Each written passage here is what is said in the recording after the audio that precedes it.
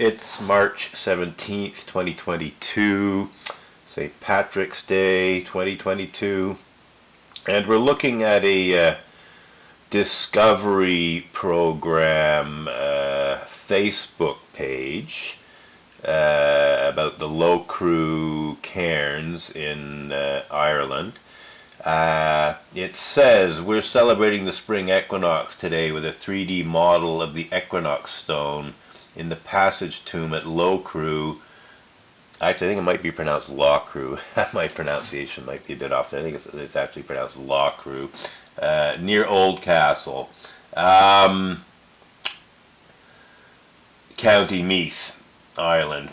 The passage is aligned on the equinox, which means that at sunrise, light shines along its path and illuminates the decorated back or equinox stone. And then it has a link, I presume, to the 3D model. And it says National Monument Service, Archaeology, Meath Chronicle, Institute of Archaeologists of Ireland. So let's have a little look-see. And we click on the link here. Oh, nice white page there. Okay, white and black. Okay, now we got something. Loading 3D model. Okay, so it's loading the 3D model. There it is. I'm just going to shift the camera slightly to have it a bit more centered. So there's the 3D model. It's got a hand on it for being able to move it around. There's not really a big difference. It doesn't really change much, to be honest. I'd probably be just as well off with a two-dimensional model here. But I do want to call attention to some things. We see 1, 2, 3, 4 sort of flower-like symbols. It's sort of like a bunch of petals coming out of a ring with a dot in the middle, and then it's got an outer ring all around it. I have very reasonable grounds to believe that these 4 symbols are symbols inspired by a total solar eclipse. They don't look exactly like a total solar eclipse does, but the fact of the matter is that total solar eclipse looks a lot like a flower. You have the black circle disk of the moon covering the sun completely and revealing the sun's corona. And the corona, it can be distributed around the sun in somewhat different patterns. It depends on the magnetic structure of the sun at the time that the eclipse takes place. At times it's very evenly distributed around the sun. At other times it's concentrated into the sun's equatorial region, sort of like wings on either side of the sun, and a bird-like fanned out tail at the poles. The sun's a big magnet, and so I'm sure you've seen pictures, where you have a magnet and iron filings, and it shows the pattern of the magnetic field, and it basically does look like a sort of a fanned out bird tail, or fish tail for that matter.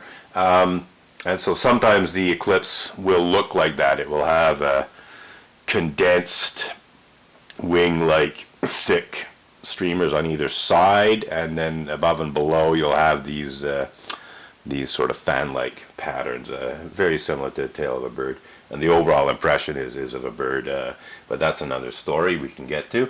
But getting back to this, there are, I'd say most total solar eclipses look quite a bit like a flower, like a central black ring with, in quotation marks, petals, around it. And so I believe that these symbols are inspired by that flower-like appearance of a total solar eclipse. There's other solar eclipse symbolism on other stones at other Irish passage tombs. Douth, the stone of the seven suns at Douth, actually has several rayed sun symbols that are very, very similar to 19th century astronomical drawings of a total solar eclipse. So I do think, especially if you remove the outer ring, I think the outer ring is to define it. It's maybe also to make it look, somewhat eye-like or more eye-like, because that's another impression of a total solar eclipse, is that it looks a lot like an eye. But this is art. This is, I'd say, religious art. I think it's fair to say that. It's prehistoric art, so there's a certain amount of imagination involved here, and one has to use one's own imagination to try and interpret the art.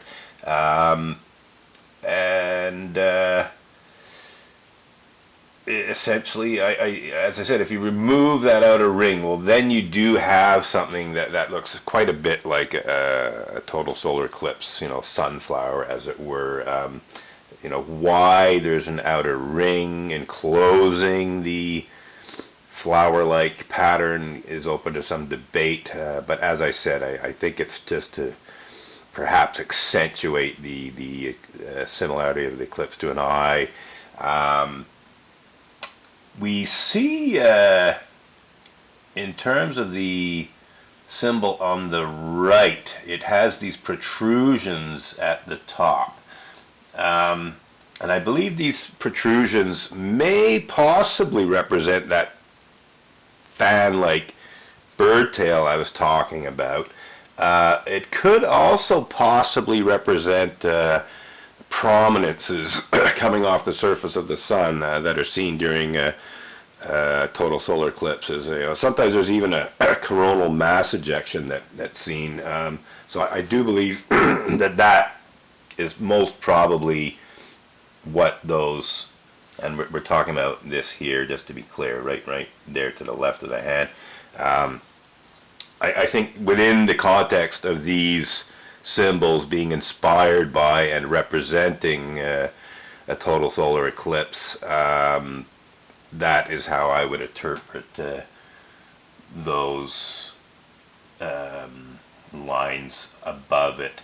What else have we got here? Well, we see to the right and below of that symbol these crescents, upturned crescents. And in fact, the sun, when it's partially eclipsed, before totality, during a total solar eclipse, does in fact look like an upturned crescent. Also, again, depending on when and where the eclipse takes place, it can look like an upturned crescent or an inverted crescent, or crescent on either side. But I do think that those crescents most probably represent the partial phase of a solar eclipse, and they may even represent the progression of the eclipse, because as we can see, it's not just one, it's sort of a series of crescents. What else have we got? Well, we have a cross symbol here with a central circle and dot right there to the right of the hand, and as far as I'm concerned, that is a solar cross, and solar cross symbols are inspired by a cross-like pattern that's perceivable in the sun's corona. As I already said, it can sometimes appear like a bird with the corona very concentrated in the equatorial regions, and then you have the fanned out polar plumes above and below, and that essentially does present a quite cross-like pattern. And one thing we have to keep in mind is that these are representations of what the artist perceived. And what the artist perceives during a total solar eclipse or remembers, after the eclipse is over, because they're probably not carving these things, at the time the eclipse takes place. So these, we have to keep in mind that these representations, would have been made, sometime after the eclipse took place, based on memory and impression of what happened. So they would have seen a fairly obvious cross-like pattern and committed it to memory, but then they would make a simplified version of it. So it doesn't look, like a total solar eclipse does not look just like that cross, but that cross symbol can very, very easily be inspired by seeing the cross-like pattern in a total solar eclipse. And I have seen Victorian era scientific astronomical drawings, that is, drawings made for the purposes of science, depicting total solar eclipses, and some of them look very much like that symbol, and again, it's a question of the artist oversimplifying what they saw, sometimes drastically. Like I've seen, astronomical drawings of total solar eclipses that don't really look a lot like an actual total solar eclipse looks, but they do look a lot like ancient solar cross symbols. So I think we have a pretty good idea of where ancient solar cross symbols come from. And then here, between the two flowers, right above the hand, we have, I'd say that's a fairly simple rayed sun symbol. Just to the right of the cross, it's just a dot with an outer ring, and then a bunch of lines radiating outwards from it. That's a very, very typical rayed sun symbol, inspired by a total solar eclipse. Again, very simple, but you have this central dot surrounded by a ring, and I believe this again references the similarity of the total eclipse sun to an eye. Even modern observers of total solar eclipses have described what they saw as the eye of God. That's quoting, for instance, astronomer Jack Zerker. So we're talking about a university-educated, 20th century modern man. He just died recently, in the last few months. But he was observing the 1980 total solar eclipse, and his description, I don't have it absolutely memorized, but it goes more or less like this. I looked up incredible. I think he said something about a black circle or disc surrounded by spiky streamers. And then he goes on to say it's the eye of God. Actually, might say it's the eye of God before that. Anyway, you can easily look it up. Just run a search on Jack Zerker. That's Zirker, eclipse in parentheses, eye of God, and you'll find that quote in several places on the internet. We have to consider that, like someone seeing the total solar eclipse eye of God, as it were, back 4,000, 5,000 years ago or more recently, they might have taken that somewhat literally. Some might have even seen it as an actual eye sort of appearing in the sky and staring down from the sky. They might have taken it very literally. Others might have taken it as, maybe what's, in biblical terms, a sign in the heavens, a sign of God. So maybe not an actual eye, but nevertheless a symbolic eye. So that has to be kept in mind, that if a modern university-educated professional astronomer can at least metaphorically refer to the total eclipse sun as the eye of God, and he's not alone, by the way. And I will say that my interest in total solar eclipses began in May of 1992, actually late April of 1992, when I received in my email inbox, sorry, in my snail mail. What am I saying? I'm getting mixed up here with something else. But I received the May 1992 National Geographic on my doorstep. I was subscribed to the National Geographic. I actually have it quite close. Maybe I can pull it out here and put it in front of the screen. So it had a picture of a tiger on the front, and it said the Great Eclipse, page 30. And so I had a look at the article about the Great Eclipse, and it was about the July 11th, 1991 total solar eclipse. And when I got to page 46, 47, is that it? Yeah.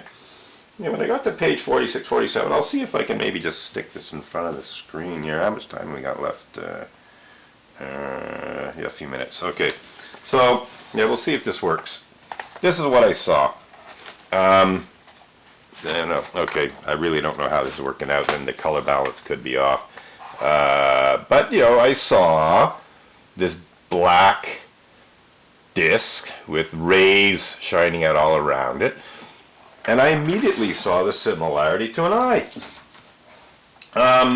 By the way, the bird pattern's in there too if you change the orientation of the photo.